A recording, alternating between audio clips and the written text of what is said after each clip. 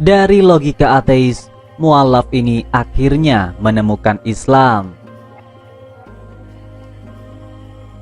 Berikut ini adalah penuturan seorang mualaf tentang perjalanannya dari ateis menjadi muslim. Inilah yang dipaparkannya soal logika ateis yang kemudian menuntunnya menemukan Islam. Izinkan saya memperkenalkan diri, kemudian beralih ke logika ateis. Saya adalah seorang saudara muslim berusia 22 tahun yang tumbuh sebagai Kristen dan menganggap diri saya ateis pada usia 18 tahun. Saya tidak benar-benar memiliki alasan yang spesifik, tetapi saya hanya tidak merasakan kebutuhan akan Tuhan dan saya juga tidak melihat bukti yang nyata. Setelah 1 tahun atau lebih, saya kadang-kadang akan menghabiskan beberapa jam sebulan untuk meneliti keberadaan Tuhan, lebih spesifik Yesus. Saya tidak melihat apapun yang menarik perhatian saya, jadi saya menyerah pada usia sekitar 20 tahun. Tidak lama setelah berusia 20 tahun, saya mulai menyadari betapa kompleksnya realitas seperti yang kita ketahui dan juga alam semesta. Jadi saya mulai meneliti lagi, tetapi sedikit lebih sering. Saya mulai menonton konten online, mayoritas dari mereka ateis, dan akan menghabiskan mungkin 1 jam sehari untuk menonton mereka. Saya akan melihat argumen yang berbeda dari ateis dan mereka tampak begitu dapat diandalkan, sehingga saya membangun bias terhadap bukti ateis bahwa setiap bukti teis akan dengan mudah saya sanggah sebagai seorang ateis dengan menggunakan argumen yang bertentangan dari ateis. Sekitar usia 21, suatu hari saya berpikir, kamu tahu apa?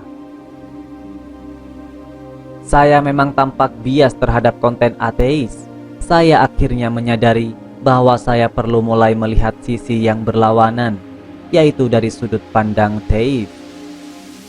Saya mulai melihat ke dalam agama Kristen yang percaya Yesus adalah Tuhan. Setelah menyadari bahwa Alkitab memiliki terlalu banyak kontradiksi, saya menghabiskan beberapa bulan mencari agama lain. Saya memiliki pandangan buruk terhadap Muslim dan menemukan video ceramah Muslim dari saluran YouTube populer. Saya mendengarkannya dan itu benar-benar mengubah pandangan saya. Jadi saya memeriksa Islam. Setelah beberapa minggu saya memperhatikan bahwa dari apa yang saya lihat sejauh ini, bahwa Al-Quran tidak memiliki kontradiksi. Saya menjadi sangat tertarik, sehingga saya akhirnya menemukan sebuah agama dengan kitab yang tidak memiliki kontradiksi dan tidak pernah diubah. Saya mulai melihat seorang cendekiawan populer yang berbicara sains dalam Al-Quran, dan setelah meneliti apa yang saya pelajari darinya, saya menyadari pasti ada hubungannya. Tapi saya tidak bisa menghubungkan keduanya dengan cukup untuk mengikatkan diri. Iman saya tidak ada di sana. Saya masih tidak berpikir saya percaya pada Tuhan. Saya melanjutkan kurang dari setahun sebagai seorang agnostik dan mulai menonton YouTuber Muslim populer yang berbicara banyak tentang argumen kosmologis kalam. Pada dasarnya itu menyiratkan bahwa segala sesuatu yang mulai ada memiliki penyebab. Alam semesta mulai ada, oleh karena itu alam semesta memiliki penyebab. Ngomong-ngomong, tidak ada orang dalam sejarah umat manusia yang memberikan satu contoh dari apapun yang tidak bergantung pada sesuatu. Mereka mencoba berkali-kali, tetapi gagal melakukannya. Setelah meneliti itu, akhirnya saya menemukan sesuatu yang menghubungkan Tuhan dengan Al-Quran, atau begitulah yang saya pikirkan. Saya membaca posting blog dari seorang ateis yang menyanggah dengan menggunakan argumen bahwa alam semesta bisa jadi tidak terbatas. Jadi saya mulai meneliti itu sendiri dan yakin tidak ada. Tidak ada satu hal pun yang bisa tidak terbatas. Ini secara ilmiah tidak mungkin dan bertentangan dengan kenyataan itu sendiri. Eksistensi tidak bisa lebih besar dari dirinya sendiri. Ketidakterbatasan harus lebih besar dari dirinya sendiri, tetapi itu tidak ada. Itu hanya ide yang dibuat di kepala kita. Terdengar ateis akrab.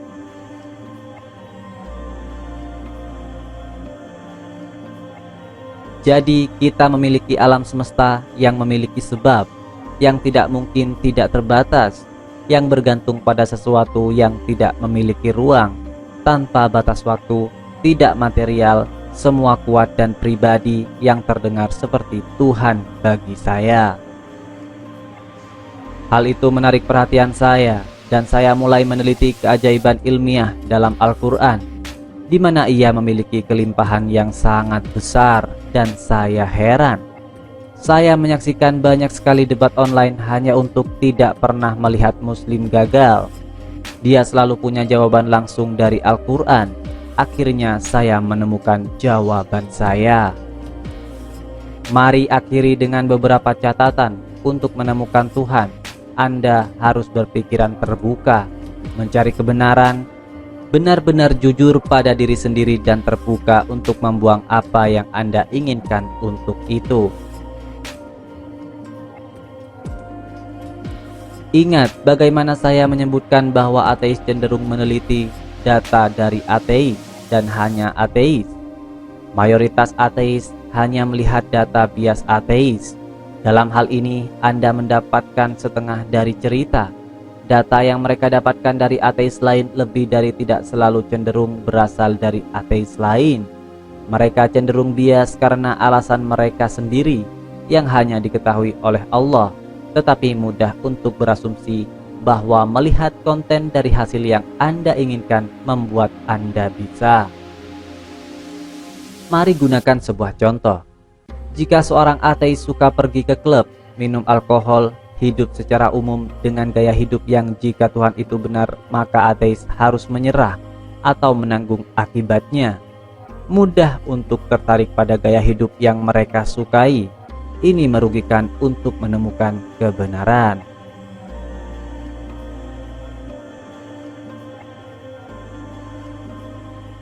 Seringkali ketika memperdebatkan seorang ateis, mereka akan menyerang Anda secara verbal, seperti percaya kepada Tuhan adalah hal yang mengerikan. Ini karena mereka menyesatkan dan mungkin tidak sesuai dengan gaya hidup mereka. Mereka tidak mau mengorbankan gaya hidup mereka untuk yang lebih baik. Saya pernah menonton video dari seorang pria yang berkata, "Saya lebih baik pergi ke neraka daripada menyembah Tuhan yang mengizinkan kejahatan seperti itu terjadi di dunia ini."